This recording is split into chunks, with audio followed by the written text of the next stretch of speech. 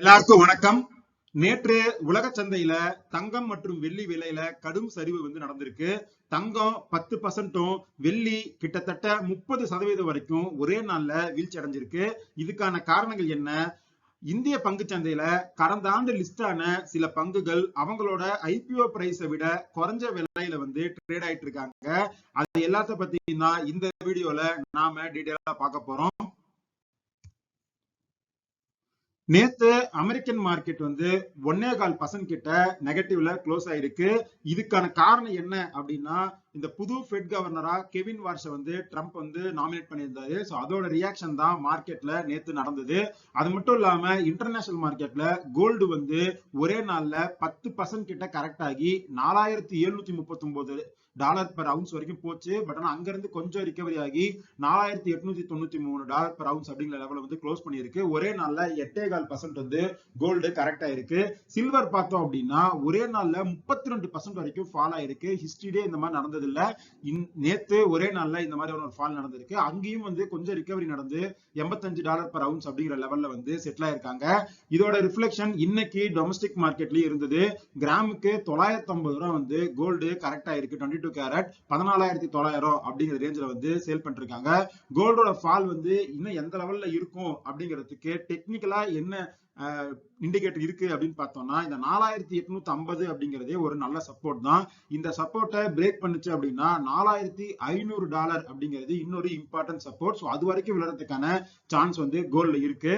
But நாம domestic மார்க்கெட்ல எடுத்து பார்த்தோம் அப்படின்னா, கடந்த ஒரு வாரத்துல பயங்கரமான பிளக்சுவேஷன் பிரைஸ்ல இருந்தாலும் எண்ட் ஆஃப் தி டே ஒரு வாரத்துக்கு முன்னாடி 22 கேரட் கோல்டு என்ன பிரைஸ்ல இருந்ததோ அதே பிரைஸ்ல தான் இப்ப ட்ரேட் ஆயிட்டு இருக்கு.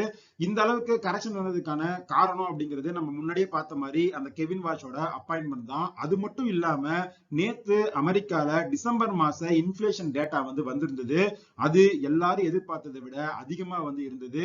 பிபிஐ இன்ஃபிளேஷன் 3% இருக்கு. எக்ஸ்பெக்டேஷன்ங்கிறது 2.7% இருந்தது. அதே மாதிரி கோர் இன்ஃபிளேஷன் 3.3% இன்க்ரீஸ் ஆயிருக்கு. எக்ஸ்பெக்டேஷனே 2.9% தான் இருந்தது. இந்த கோர் இன்ஃபிளேஷன் ஹை அப்படிங்கிறது ஜூலை 2025க்கு அப்புறம் இந்த டிசம்பர்ல தான் ஹையா இருந்திருக்கு. ஆல்ரெடி இந்த கெவின் வாஷோட அப்பாயின்மெண்ட்னால இன்ட்ரெஸ்ட் ரேட் கட்டு வராது அப்படிங்கிற மாதிரி நினைச்சிட்டு இருந்த மார்க்கெட்டுக்கு இந்த இன்ஃபிளேஷன் ஃபிகர்ஸ் அப்படிங்கிறது திரும்ப இன்னொரு பிரச்சனையா வந்திருக்கு. ஏன்னா இன்ஃபிளேஷன் அதிகமாக இன்ட்ரெஸ்ட் ரேட் கட் அப்படிங்கறத ஸ்டாப் பண்ணுவாங்க, இன்ட்ரெஸ்ட் ரேட்டை ஹோல்ட் பண்ணுவாங்க, இல்லைன்னா இன்ட்ரெஸ்ட் ரேட்டை ஹைக் பண்ண சான்ஸ் இருக்கு. நாம முன்னாடி வீடியோஸ்ல பேசின மாதிரி இன்ட்ரெஸ்ட் ரேட்டை ஹைக் பண்ண ஆரம்பிச்சாங்க அப்படின்னா கோல்டு கரெக்ட் ஆகிறதுக்கான சான்ஸ் இருக்கு. ஏன்னா ஆல்ரெடி கோல்டு ரொம்ப ஓவர் பாட் சிச்சுவேஷன்ல இருந்தது. இப்போ கொஞ்சம் கரெக்ஷன் ஆயிருக்கு. இன்ட்ரெஸ்ட் ரேட்டை அவங்க ஹைக் பண்ணாங்க அப்படின்னா அதுல கோல்ட்ல கரெக்ஷன் வர சான்ஸ் இருக்கு. ஆல்ரெடி இந்த கெவின் வாஷ் இன்ட்ரெஸ்ட் ரேட் ஹைக்கில் இருக்கிற அந்த குரூப்ல இருந்தாலும் இந்த அப்பாயின்மெண்ட்டுக்கு முன்னாடி இவரு ட்ரம்ப் இன்ட்ரெஸ்ட் ரேட்டா ஃபெட் பயங்கரமா குறைக்கணும் அப்படின்னு சொல்லும் போது அவருக்கு சப்போர்ட்டா பேசியிருக்காரு. சோ இதனால அவர் என்ன ஸ்டான்ஸ்ல இருப்பாரு, இன்ட்ரெஸ்ட் ரேட்டை கட் பண்ணுவாரா இல்ல இன்ட்ரெஸ்ட் ரேட்டை ஹோல்ட் பண்ணி இன்ஃபிளேஷனை கண்ட்ரோல் பண்ண ஒர்க் பண்ணுவாரா அப்படிங்கறது எல்லாருக்கும் ஒரு குழப்பமான ஒரு மனநிலையில தான் இருக்காங்க. சோ இது எல்லாமே எப்படி பேன் அவுட் ஆகுது அப்படிங்கறத பொறுத்து தான் கோல்டு பிரைஸ் எங்க செட்டில் ஆகும் அப்படிங்கிறது நமக்கு தெரியும். நான் பர்சனலா கோல்டு பீஸை கொஞ்சம் கொஞ்சமா அக்யூமுலேட் பண்ணிட்டு இருக்கேன். என்னோட இன்வெஸ்ட்மெண்ட் சைக்காலஜில கோல்டு அப்படிங்கிறது ஒரு டிஃபென்சிவ் அசெட்டா தான் நான் பார்க்கிறேன். ஒரு 20 to 30% எந்த ரேஞ்சில் இருக்கு, எவ்வளவு வேல்யூவேஷன் இருக்கு அப்படிங்கறத பொறுத்து நான் இன்வெஸ்ட் பண்ற அமௌண்ட்ல கோல்டு போட்டிருப்பேன். சோ அதை தான் நான் கண்டினியூ பண்ண போறேன். இந்த ஃபால்ல நான் பேனிக் ஆகி என்னோட ஹோல்டிங் எதையுமே சேல் பண்ணல. கோல்டு பத்தி டீடைலா பார்த்தாச்சு. அடுத்து ஸ்டாக் ரிலேட்டட் அப்டேட் என்ன அப்படிங்கறத பார்க்கலாம். மீசோ ரீசெண்டா அவங்க ஐபிஓ போட்டு மார்க்கெட்ல லிஸ்ட் ஆயிருந்தாங்க. அதுக்கப்புறம் அவங்களோட ரிசல்ட்ஸ் அவங்க Q3ல கொடுத்திருக்காங்க. அவங்க இந்த குவார்டரும் லாஸ் தான் பண்ணிருக்காங்க. லாஸ் 491 கோடியா வைடன் ஆயிருக்கு. பட் ஆனா ஸ்டாக் ஃப்ரைடே $174 அப்படிங்கிற லெவல்ல க்ளோஸ் பண்ணிருக்காங்க. பட் நான் ஸ்விக்கிக்கு சொன்ன அதே விஷயம் தான் இங்கேயும் சொல்றேன். கம்பெனி ப்ராஃபிட் பண்ணல, அந்த ஒரு பிசினஸ் மாடலும் ப்ராஃபிட் பண்ற மாதிரி சேஞ்ச் ஆகல. அப்படிங்கிறதுனால இந்த ஷேர்ல நான் எந்த பொசிஷன் டிசிஷனுமே எடுக்க போறது இல்ல. ஒரு பாயிண்ட் ஆஃப் டைம்ல இந்த ஷேர் வந்து ஐபிஓல இருந்து லிஸ்ட் ஆனதுக்கு அப்புறம் அப்பர் சர்க்யூட் அடிச்சு 254 ரூபாய் வரைக்கும் எடுத்துட்டு போனாங்க. அப்பயுமே நான் சொல்லியிருந்தேன் இது வந்து விஸ்டாண்ட் ஆகாது, ஏன்னா ஃபண்டமெண்டலா வந்து இந்த ஸ்டாக் கொஞ்சம் வீக்கா இருக்கு அப்படின்னு சொல்லி. சோ அதுதான் என்னோட ஸ்டாண்டாவும் இருக்கு. அடுத்து அம்புஜா சிமெண்ட்ஸ், அவங்களோட ப்ராஃபிட் வந்து 86% வந்து இந்த குவார்டர்ல குறைஞ்சிருக்கு. அதே சமயத்துல ரெவன்யூ வந்து 20% கிட்ட க்ரோ ஆயிருக்கு. ப்ராஃபிட் குறைஞ்சதுக்கான காரணம் என்ன அப்படின்னா, லாஸ்ட் டைம் இதே குவார்டர்ல அவங்களுக்கு ஒன் டைம் டாக்ஸ் கிரெடிட்டா வந்து ஒரு அமௌண்ட் வந்திருந்தது, அது இந்த டைம் இல்ல.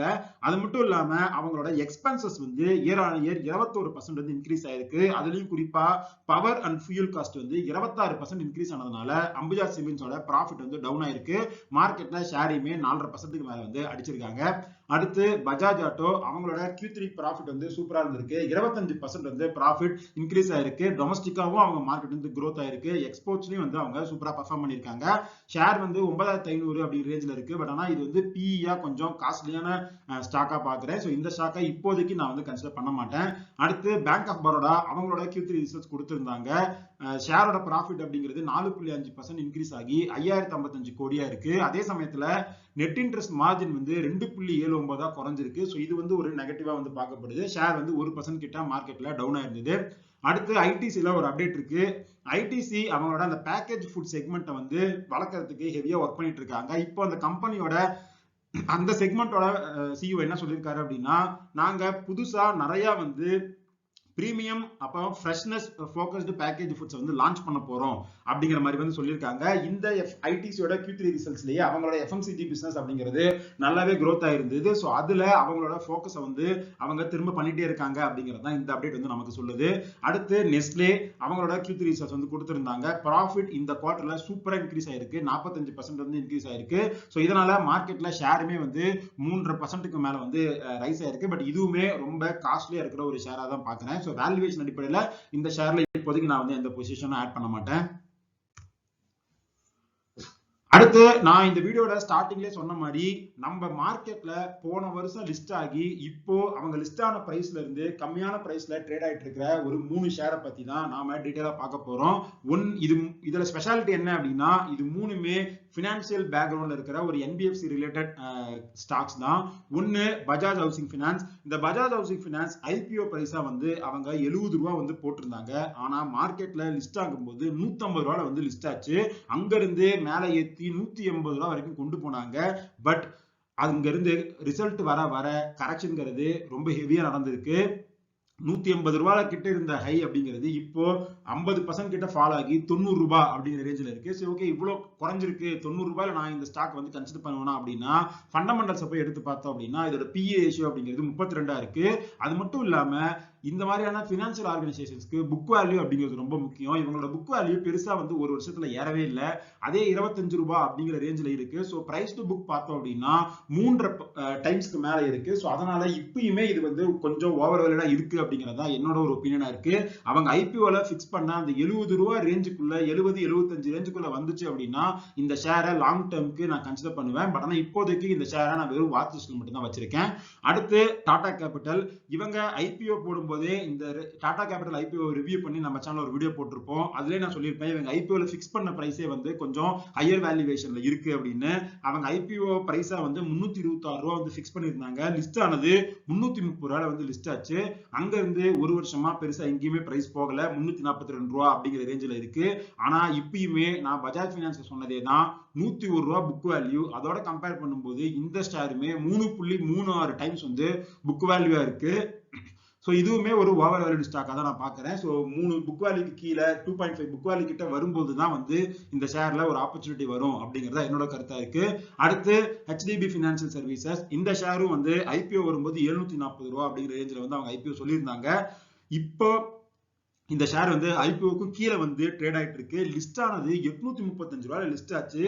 சோ அங்க இருந்து 890 ரூபாய்க்கு மேல ஏத்தி ஃபுல்லா குறைச்சி இப்ப 707 ரூபாய் அப்படிங்கிற ரேஞ்சில் வந்து ட்ரேட் ஆயிட்டு இருக்கு. இதோட புக் வேல்யூ 220. இதுவுமே P/B அப்படிங்கிறது 3.2 இருக்கு. ஒரு 2.5 புக் வேல்யூ வந்துச்சு அப்படின்னா இது HDFC பேங்கோட ஒரு NBFC ஆகும் அப்படிங்கிறதுனால இதையுமே வந்து நான் கொஞ்சம் கொஞ்சமா கன்சிடர் பண்ணுவேன். சோ இப்போதைக்கு இதையுமே நான் வந்து வாட்ச் லிஸ்ட்ல தான் போட்டு வச்சிருக்கேன். அடுத்து அடுத்து எக்ஸைட் இண்டஸ்ட்ரீஸ். இந்த ஷேர் வந்து ஒரு பாயிண்ட் ஆஃப் டைம்ல மார்க்கெட்ல ரொம்ப பரபரப்பா பேசப்பட்ட ஒரு ஷேரா இருந்தது. பயங்கரமா வந்து ஏத்தி 500 600 அந்த ரேஞ்சில வந்து வச்சிருந்தாங்க. ஆனா அதுக்கப்புறம் அதை பத்தின ஒரு பேச்சே இல்ல. இப்போ இவங்களோட Q3 ரிசல்ட்ஸ் கொடுத்திருக்காங்க. இந்த Q3ல அவங்க ப்ராஃபிட் பாத்தீங்க அப்படின்னா 258 கோடியா வந்து ரைஸ் ஆயிருக்கு. சோ ப்ராஃபிட் growth அப்படிங்கிறது 5.19% இருக்கு. ரெவென்யூ வந்து ஒரு 4% கிட்ட ரைஸ் ஆயிருக்கு. பட் ஆனா இந்த ஷேர்ல இஷ்யூவா இருக்கிற விஷயம் என்ன அப்படின்னா அவங்களோட ஆப்பரேட்டிங் மார்ஜின் அப்படிங்கிறது 11.4% இருந்து 8.7% வந்து குறைஞ்சிருக்கு. சோ இது வந்து ஒரு நெகட்டிவா இருக்கு. அதே மாதிரி PE பார்த்தோம் அப்படின்னா 35 PE இருக்கு. சோ இந்த பிரைஸ்ல இந்த ஷேரை நான் வந்து கன்சிடர் பண்ண மாட்டேன். நான் ஒரு 30 to 25 PE அப்படின்னு வச்சு கால்குலேட் பண்ணோம். EPS வந்து ஒரு 9.5 ரூபாய் இருக்கு அப்படின்னா ஒரு 240 ரூபாயில இருந்து 285 இந்த ரேஞ்சுக்குள்ள இந்த ஷேர் ஃபால் ஆகும்போது இதை வந்து நான் கன்சிடர் பண்ணுவேன். இப்போதைக்கு என்னோட வாட்ச் லிஸ்ட்ல இந்த ஷேர் இருக்கு. இவங்க லித்தியம் அயன் பேட்டரியில வந்து ஒரு பெரிய இன்வெஸ்ட்மெண்ட் வந்து பண்ணி அதுலயே ஒர்க் பண்ணிட்டு இருக்காங்க. சோ லாங் டேர்ம்ல இந்த ஷேர்ல growth வந்து இருக்கிறதுக்கான எல்லா ப்ராஸ்பெக்ட்ஸும் இருந்தாலும் என்ட்ரி வேல்யூவேஷன் அப்படிங்கிறது ரொம்ப ரொம்ப முக்கியம். சோ அதனால வெயிட் பண்ணி இந்த ஷேர்ல ஏதாவது ஒரு ஆப்பர்ச்சுனிட்டி கிடைக்கும் போது வந்து நான் என்டர் பண்ணலாம் அப்படிங்கிற மாதிரி வந்து முடிவுல இருக்கேன்.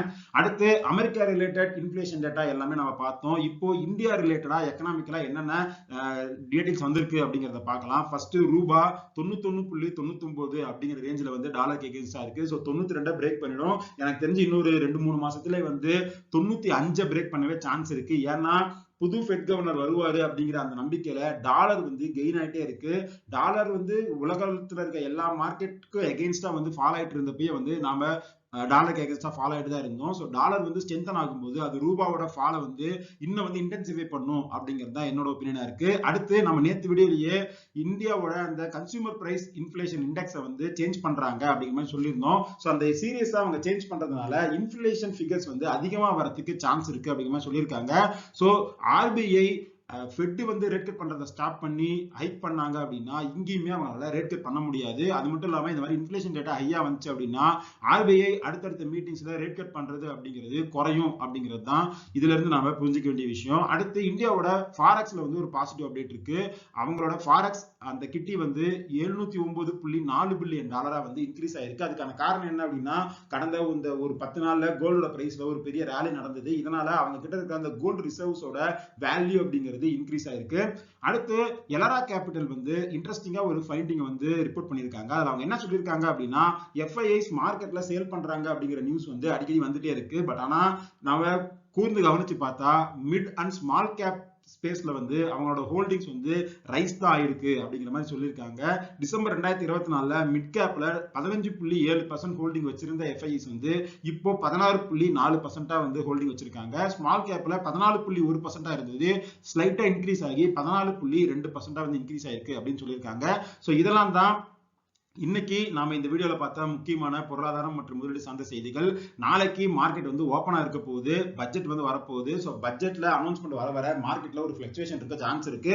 ஸோ அதனால அதை பேஸ் பண்ணி வந்து எந்த பொசிஷன் வந்து நான் வந்து எடுக்க போறது இல்ல. பட்ஜெட்ல என்ன மாதிரியான விஷயங்கள் வருது, அது மார்க்கெட் எப்படி அஃபெக்ட் பண்ணும் அப்படிங்கிறத நாளைக்கு பட்ஜெட்ல அனௌன்ஸ் பண்ணி முடிச்சதுக்கு அப்புறம் வீடியோல பார்க்கலாம். இந்த வீடியோல நம்ம டிஸ்கஸ் பண்ண எல்லா விஷயங்களுமே ஒரு இன்ஃபர்மேட்டிவ் பர்பஸ்க்கு தான். நீங்க பர்சனலா ரிசர்ச் பண்ணிட்டு ஒரு செபிரிஸ் அட்வைட் செக் பண்ணிட்டு அதுக்கப்புறம் வந்து இன்வெஸ்ட் பண்ணுங்க. இந்த வீடியோ பிடிச்சிருந்தா இந்த வீடியோ லைக் பண்ணுங்க, நம்ம சேனலை சப்ஸ்கிரைப் பண்ணுங்க. இதே மாதிரி இன்னொரு வீடியோல உங்களை மீட் பண்றேன். அது வரைக்கும் நன்றி, வணக்கம்.